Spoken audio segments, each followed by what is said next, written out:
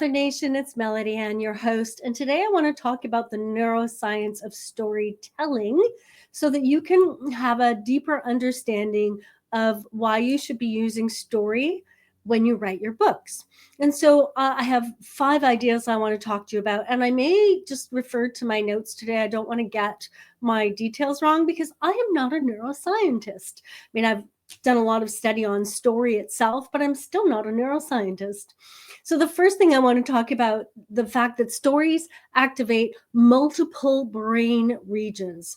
And so when we listen to a story, our sensory perception opens up, our memory making, our emotion opens up, and there's something called mirror neurons. Now, mirror neurons have had like its heyday in the media, and then like, oh, they're not really so great. And so I don't want, so don't go, well, they're old news. Sure, they're old news, and they've kind of, I know that there's been talk about kind of calling them activation networks.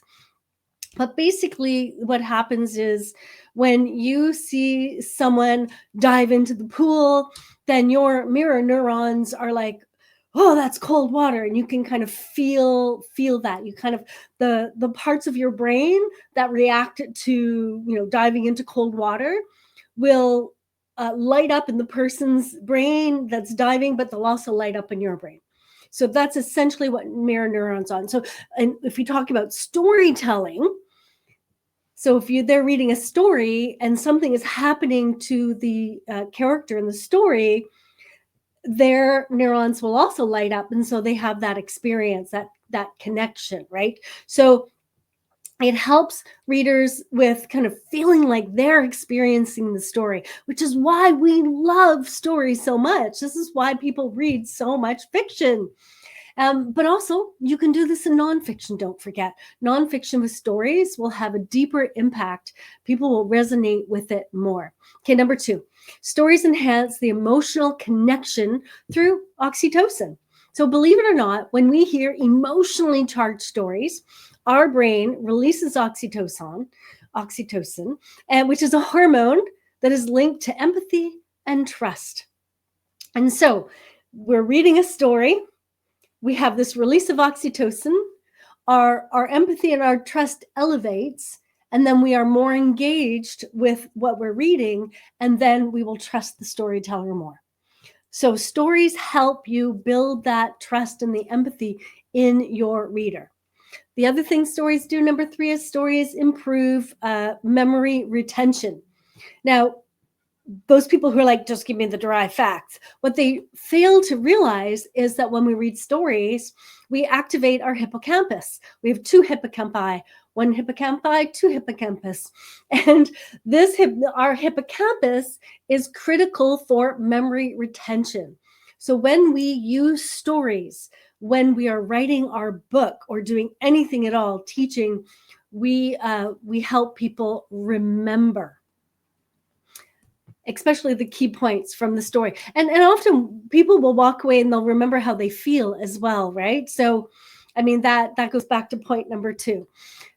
Point number 4, stories help us kind of simplify or consume complex information.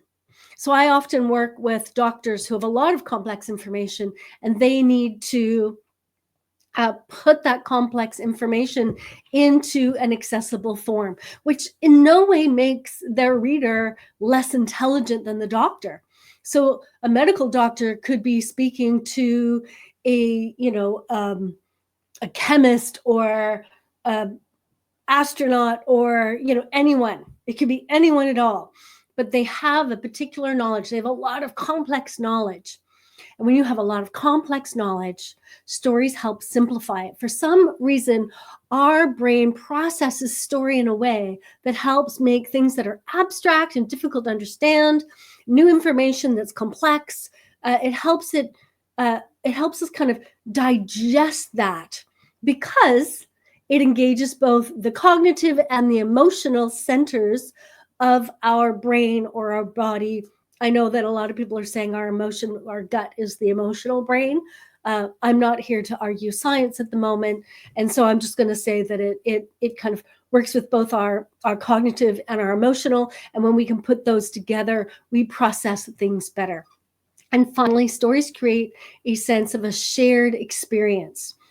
So when we are listening to a story, we kind of sync up to them, right? We're sharing, we're sharing the story with them when we're listening, and the whole world falls away, and all we are, you can do this maybe watching a movie. Have you ever done this watching a movie? You're watching, and the whole world falls away, and you feel like you're in the movie. It's such an amazing experience, and you're just part of it, and you're bonded. You're part of this community on the screen. Well, that happens in books too. So you can help build social bonds and help build community through through story, from the storyteller to the reading audience.